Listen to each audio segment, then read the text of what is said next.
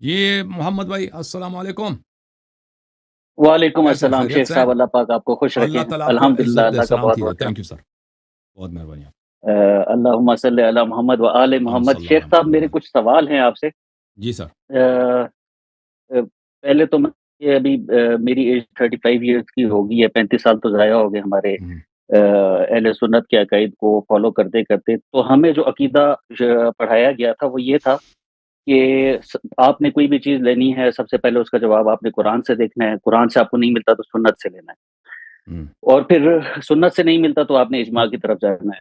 لیکن وہ کیونکہ اختلافات، ابھی آپ کی ویڈیوز بھی کافی سنی ہیں. ایک حدیث جس کو مطلب کہ ہم سختی سے فالو کرتے ہیں وہ ہے بشر الامور محدثاتها وکل محدثات بدعہ وکل بدعۃ ضلالہ وکل ضلالۃ فی النار.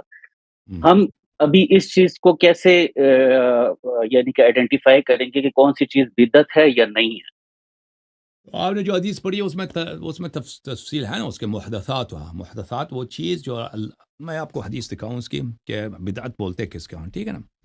بدعت وہ ہے جس کو اللہ اور رسول صلی اللہ علیہ وآلہ وسلم اور اہل بیت طاہرین نے اس کا حکم دے دیں. یہ سنت ہے، یہ سنت ہے. اور جو اللہ اور رسول اور اہل بیت علیہ السلام نے اس کا حکم نہیں دیا ہے اور اس کو لوگوں نے دین میں داخل کیا، وہ بدعت ہے. آپ دین میں اگر داخل نہ کریں نا تو وہ بدعت نہیں ہے، اس کی کوئی ممانعت نہیں. آپ دین میں اس کو نسبت نہ دینا، دین سے اس کو ریلیٹ نہ کریں. ابھی میں گاڑی چلا رہا ہوں، وہ گاڑی ٹریفک لائٹس ہیں، ٹریفک کے قوانین ہیں، یہ کوئی سنت تو نہیں ہے یہ، ٹھیک ہے نا. آپ مثلاً کس اسپیڈ پہ جائیں، موٹر وے پہ جا رہے ہیں، اسپیڈ کیا ہونی چاہیے، کیسے جائیں، یہ کوئی اللہ کے قانون تھوڑی ہے، یہ بشر نے بنایا. اب اگر کوئی شخص کہہ دے کہ یہی بھائی یہ واجب ہے اللہ کی شرعی طور پر، یہ اللہ کا حکم ہے، اس پر تو پھر وہ بدعت ہے نا. اگر کوئی کہہ دے کہ نہیں یہ اللہ کا حکم نہیں ہے، یہ لوگوں نے بنا دیا. ٹھیک ہے، آپ اگر ڈرائیونگ میں اگر آپ احتیاط کریں گے تو آپ کا اپنا فائدہ ہے، آپ کا ایکسیڈنٹ نہیں ہوگا. تو پھر یہ کوئی بدعت نہیں ہے. اگر اچھا دین میں اس کا دین کا جز بنا دیں تو پھر یہ بدعت بن جاتا ہے. جی سر. اچھا، دوسرا سوال اللہ یاری صاحب آپ سے یہ ہے کہ میں نے ابھی ریسنٹلی اصولیں کافی پڑھنا شروع کی ہیں، کیونکہ پہلے تو ہم بخاری اور مسلم ہی پڑھتے رہتے، ہم، اور اس کے اندر شروع سے ہی مجھے جو غلط عقائد تھے ویسے ہی اپیل نہیں کرتے تھے، اور وہ چیز دل پہ بھی نہیں بیٹھتی تھی اور غلط ہی معلوم ہوتی تھی. جی جیسے نوز باللہ رسول اللہ صلی اللہ علیہ وسلم کی 6 سال کی عمر میں نکاح والا واقعہ ہے، اور بھی بہت ساری خرافات لکھی ہوئی ہیں جو ہم، معقول شخص کے ذہن کے اوپر نہیں بیٹھتی. تو اصولیں کافی جب میں نے پڑھنا شروع کیا تو اس میں جلد دوم کے اندر جب میں نے باب شروع کیا سپلیکیشن کا، ہم، دعا کا، یہ دعا کیا ہے، جی تو اس میں بہت ساری تواتر کے ساتھ احادیث آئی ہیں جس میں اہل بیت علیہ السلام نے فرمایا ہے کہ دعا جو ہے نا وہ عبادت ہے. جی. دعا عبادت کی یعنی کہ دعا سب سے بڑی عبادت ہے ہی دعا. ہم، ہم، اور اس کے بعد جب نہج البلاغہ میں ہم پڑھتے ہیں مولا علی علیہ السلام کے اقوال جو ہیں، اس میں بھی مولا علی علیہ السلام اپنے بیٹوں کو مولا حسن علیہ السلام کو، حسین علیہ السلام کو یہی نصیحت کرتے ہیں کہ جی آپ اللہ سے ڈائریکٹ مانگیں. اللہ نے آپ کے اور اپنے درمیان کوئی بیچ میں وسیلہ نہیں رکھا ہوا. بالکل بالکل تو اس بالکل. کے بارے میں تھوڑا سا میرا اشکال تھا. تو عرض یہ ہے کہ دعا عبادت ہے، لیکن لفظ دعا صرف عبادت کے لیے نہیں ہے. ٹھیک ہے نا، یہ بڑا فرق ہے اس میں. کہ ہم جب دعا کرتے ہیں اللہ تعالیٰ یا اللہ مجھے گھر دے دو، یہ عبادت ہے بلا شک بلا ریب. لیکن لفظ دعا اس کا مطلب عبادت نہیں ہے، صرف عبادت نہیں ہے. عبادت بھی ہو سکتا ہے، غیر عبادت بھی ہو سکتا ہے.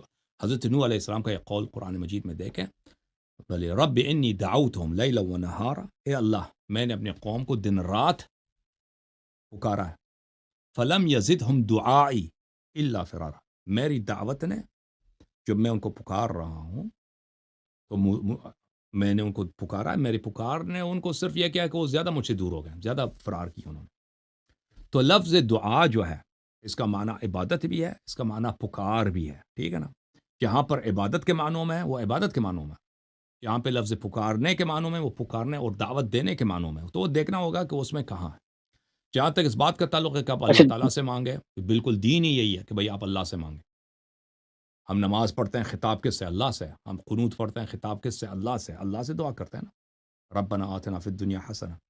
لیکن اس کا مطلب یہ نہیں ہے کہ اللہ کے علاوہ کسی اور سے مدد نہیں لے سکتے. ٹھیک ہے نا.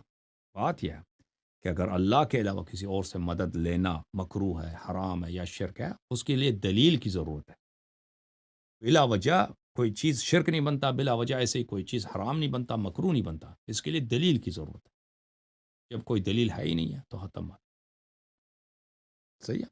اچھا، اگر ہم اصول کہتے ہیں کافی کہ کے اندر اللہ جب سے ہم مانگنا، اللہ سے دعا کرنا، اللہ سے طلب کرنا، بلا شک بلا ریب یہ عبادت ہے، وہ کرنی چاہیے، اللہ سے مانگنی چاہیے، اللہ سے کریا کر کے مانگنی چاہیے، ٹھیک ہے نا۔ لیکن اگر اللہ کے علاوہ اگر آپ نے کسی اور سے مانگا تو یہ کفر ہے، ٹھیک ہے۔ اگر آپ نے اللہ کے علاوہ نہیں، کسی اور کی وہ تو عبادت کی تو یہ کفر ہے، لیکن معبود کی حیثیت سے نہیں بھی۔ میں آپ سے مانگتا ہوں نا کہ آپ میرے گھر آ جائیے، ہم آپ کو کھانا کھلائیں گے، میں نے آپ کو معبود تو نہیں بنایا نا، میں نے آپ کو دعوت بھی دی ہے، پکارا بھی ہے، فلان شخص ادھر آ جاؤ، یا میں رسول اللہ صلی اللہ علیہ وسلم سے آپ کیا نماز میں پکارتا ہوں ان کو، السلام علیکم ایھا النبی ورحمۃ اللہ وبرکاتہ، تو یہ میں نے ان کو پکارا ہے، ٹھیک ہے نا، اس سے مدد بھی سمجھتا ہوں۔ معبود سے کیا کرنی، معبود نہیں، معبود صرف اللہ ہے۔ رسول صلی اللہ علیہ وسلم کے دروازے پہ جاتا ہوں، یا رسول اللہ میری شفاعت کیجیے، یہ طلب ہے نا، اللہ پیغمبر سے طلب ہے، یا رسول اللہ قیامت کے دن میں آپ کے خاک پاؤں، میں روسیا ہوں، میرا کچھ بھی نہیں ہے اللہ کے سامنے، میرے کوئی، میں روسیا ہوں، پلیز میرا ہاتھ پکڑ لیجئے، آپ کو واسطہ ہے حسن حسین علیہ السلام کا واسطہ، میں نے اس سے طلب کیا ڈائریکٹ طلب کیا، اب میں مشرک بن گیا ہوں، اچھا، کون سا دلیل کہہ رہا ہے کہ یہ نہیں، شرک ہے؟ ایسا ہوں بالکل بھی نہیں ہے، میرا بھی یہ عقیدہ نہیں ہے کہ کوئی اگر ہوں غیر اللہ سے مدد مانگتا ہے اور وہ ہوں حقیقی مددگار اللہ کو ہی مانتا ہے تو وہ مشرک نہیں ہوتا اس چیز سے، لیکن میرا آپ سے ہوں سوال یہ تھا کہ اگر میں ڈائریکٹ مانگتا ہوں تو اس میں کوئی کباہت تو نہیں ہے نا، یہ یا دین میری ہی دعا یہی ہے قبول بھائی، نہیں یہ ہوگی اگر دین میں ہی ڈائریکٹ؟ یہی ہے، عبادت ہی یہی ہے بھائی، عبادت یہی ہے کہ آپ ٹھیک اللہ ہے، سے اپنے سمجھ گیا حوائج سمجھ گیا مانگیں، سمجھ گیا۔ اللہ سے عبادت، شیعوں کے پاس اتنی دعائیں ہیں، دیکھیں میں آپ کو ایک کتاب دکھاتا ہوں، ایک منٹ، معاف کیجیے گا،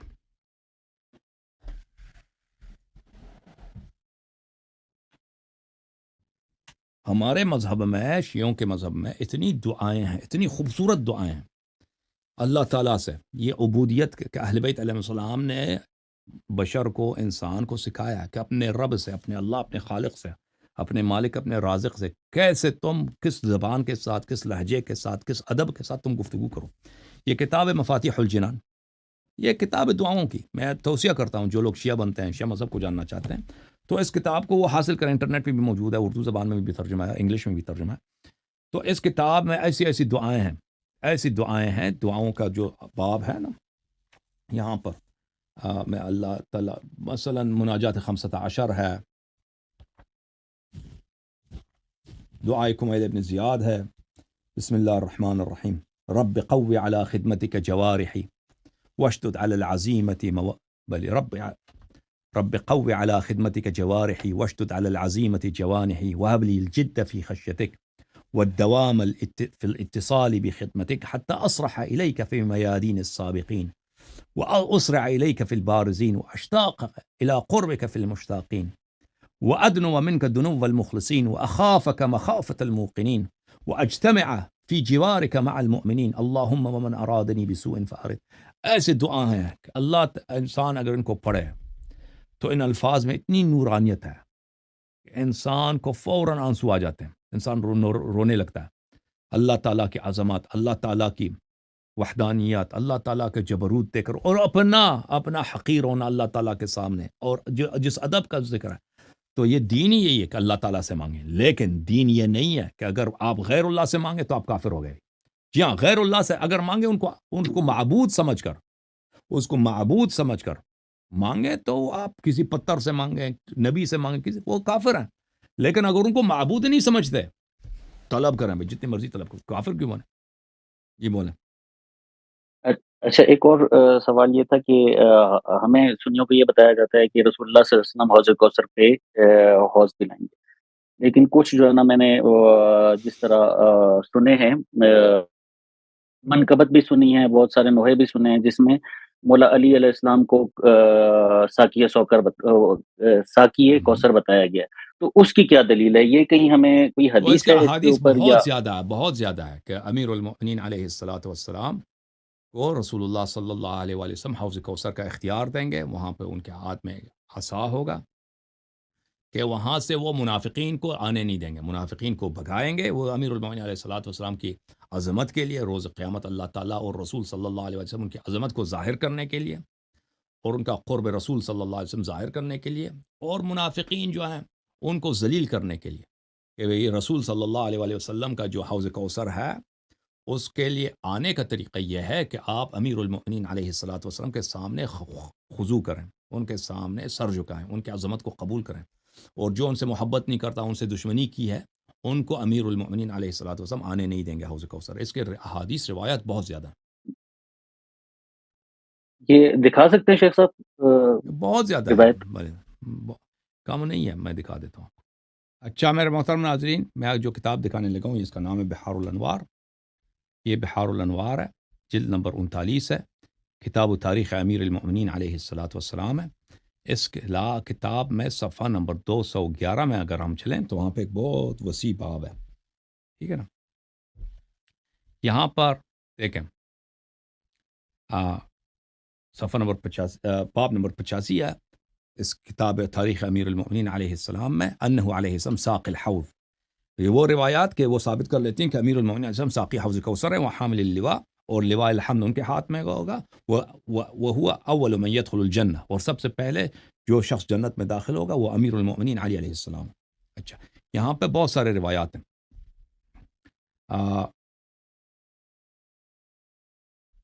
یہاں پہ جو دوسری حدیث ہے وہ کتاب عیون الاخبار سے ہے، حضرت مولا امام رضا علیہ السلام نے روایت کی اپنے آباء طاہرین سے، رسول اللہ صلی اللہ علیہ وآلہ وسلم سے۔ روایت بہت نورانی ہے، تو میں اس کو فل پیج کرتا ہوں، آپ بھی چلے جائیں، میں آپ کے بعد دوسرے کالر کو لوں گا، ٹھیک ہے نا؟ تو میں تاکہ سب کو نظر آ جائے۔ تو یہ ملاحظہ کریں کہ رسول صلی اللہ علیہ وآلہ وسلم نے کہا، یا علی انت المظلوم من بعدی، یا علی میرے بعد آپ پہ بڑا ظلم ہوگا، فویل لمن ظلمک واعتدى علیک۔ تو جہنم کی آگ ہے، جہنم کے شعلے ہیں، جہنم کے گڑھے ہیں اس شخص کے لیے جو آپ پہ ظلم کرے اور آپ پہ ستم کرے۔ وطوبى لمن تبعك ولم يختر عليك، اور بشارت ہے اس کے لیے جو آپ کی اتباع کرے اور آپ کے علاوہ کسی اور کو اپنا امام نہ بنائے۔ اچھا، یا علی انت المقاتل بعدی، یا علی انت المقاتل بعدی فویل لمن قاتلک وطوبى لمن قاتل معک۔ یا علی سلام اللہ علیہ، میرے بعد آپ کے خلاف صحابہ جنگ کریں گے، تو جہنم کی آگ ہے جو آپ کے خلاف جنگ کرے، اور بشارت ہے جنت کی اس شخص کے لیے جو آپ کے ساتھ آپ کے دشمنوں کے خلاف جنگ لڑے۔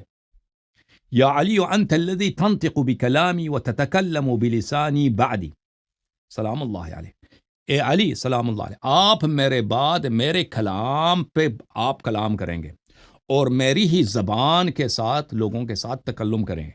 فویل لمن رد علیک وطوبى لمن قبل کلامک، پس جہنم کی آگ ہے اس شخص کے لیے جو آپ کی بات کو رد کرے، اور بشارت ہے جنت کی اس شخص کے لیے جو آپ کی بات کو قبول کرے۔ یا علی انت سید هذه الامہ بعدی، یا علی آپ میرے بعد اس امت کے سالار ہیں، سردار ہیں۔ وانت امامها وخلیفتی علیہا، آپ اس امت کے امام ہیں میرے بعد اور میری جانشین ہیں اس امت پر۔ من فارقک فارقنی یوم القیامہ، جو شخص دنیا میں آپ کو چھوڑے آخرت میں وہ مجھ سے دور ہوگا۔ ومن کان معک کان معی یوم القیامہ، اور جو دنیا میں آپ کے ساتھ ہوگا وہ آخرت میں میرے ساتھ ہوگا۔ سبحان اللہ۔ یا علی انت اول من آمن بی وصدقنی، یا علی سلام اللہ علیہ، آپ وہ پہلے شخص ہیں جنہوں نے مجھ پہ ایمان لایا ہے اور میری تصدیق کی ہے۔ وانت اول من اعاننی علی امری وجاہد معی عدوی، آپ وہ پہلے شخص ہیں جنہوں نے میرے اس امر نبوت و رسالت پہ میری معاونت کی ہے، میری مدد کی ہے، اور میرے ساتھ میرے دشمنوں کے خلاف جہاد فرمایا۔ وانت اول من صلی معی، آپ وہ پہلے شخص ہیں جنہوں نے میرے ساتھ نماز پڑھی ہے۔ والناس یومئذ فی غفلۃ الجہالہ، اور جب لوگ سب جہالت کے غفلت میں تھے۔ یا علی انت اول من تنشق عنہ الارض معی، یا علی سلام اللہ علیہ، میرے ساتھ پہلے شخص جس کا قبر کھلے گا، قبر سے قیامت کے دن اٹھے گا، وہ آپ ہیں۔ وانت اول من یبعث معی، روز قیامت پہلا وہ شخص جو میرے ساتھ قبر سے نکالا جائے گا وہ آپ ہیں۔ وانت اول من یجوز الصراط معی، پہلا شخص جو صراط سے عبور کرے گا، صراط جہنم سے عبور کرے گا میرے ساتھ وہ آپ ہیں وہ پہلا شخص. وَإِنَّ رَبِّي عَزَّ وَجَلَّ أَقْسَمَ بِعِزَّتِهِ اور میرے رب نے اپنے عزت کا اس نے وعدہ دیا ہے, اپنے عزت کا قسم کھایا ہے اللہ نے, أَنَّهُ لَا يَجُوزُ عَقَبَةَ الصِّرَاطِ إِلَّا مَنْ مَعَهُ بَرَاءَةٌ بِوِلَايَتِكَ وَوِلَايَةِ الْأَئِمَّةِ مِنْ وُلْدِكَ. میرے رب نے قسم کھا کر اپنی عزت کا قسم کھا کر وعدہ دیا ہے کہ عقبہ صراط کے پل سے کوئی شخص عبور نہیں کرے گا مگر یہ کہ اس کے ساتھ براءت ہو. ولایت امیر المؤمنین علیہ الصلوۃ والسلام کا اجازت نامہ اور ائمہ طاہرین, ان کے اولاد سے جو ائمہ طاہرین علیہ السلام ان کی اجازت ہو, ان کے علاوہ کوئی صراط سے عبور نہیں کر سکتا.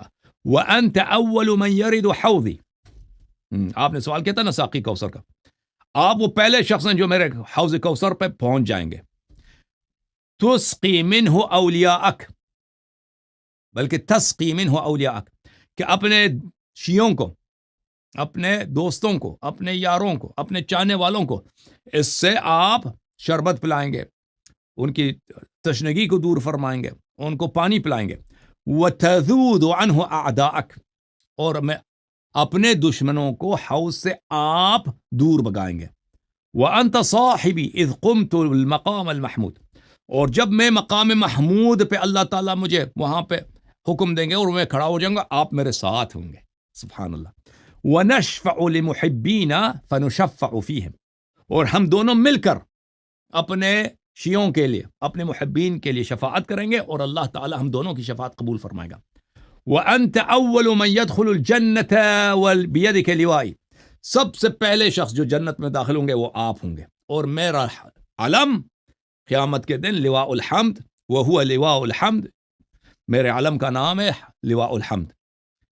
آپ میرے علم بردار ہوں گے اور میرا علم آپ کے ہاتھ میں ہوں گے. وہ 70 شقہ اور اس کے 70 شاخیں ہیں, اس علم کے 70 شاخ ہیں. الشقۃ منہ اوسع من الشمس والقمر اس کا ایک شق, اس کا ایک پارا جو ہے پورے شمس و قمر سے, چاند سورج سے بڑا ہے. یہ ایسا علم ہے قیامت میں. وَأَنْتَ صَاحِبُ شَجَرَةِ طُوبَى فِي الْجَنَّةِ جنت میں ایک درخت ہے, اس کا نام ہے شجرۃ طوبہ, اس کے مالک آپ ہیں. اصلها فی دارک یہ اس درخت کی جڑ جو ہے امیر المؤمنین علیہ السلام کی جنت میں ان کے گھر میں ہے. اس کا جڑ شجرہ طوبہ کا جو جڑ ہے, جو اصل ہے, امیر المؤمنین علیہ السلام کے گھر شریف میں, ان کے بیت شریف میں, جنت میں. وَأَغْصَانُهَا فِي دُورِ شِيعَتِكَ وَمُحِبِّكَ اور اس کے شاخیں ہر مومن کے گھر میں, جنت میں ہر مومن, ہر شیعہ کے گھر میں اس کا ایک شاخ موجود ہے. ٹھیک ہے نا, یہ ہے. اچھا,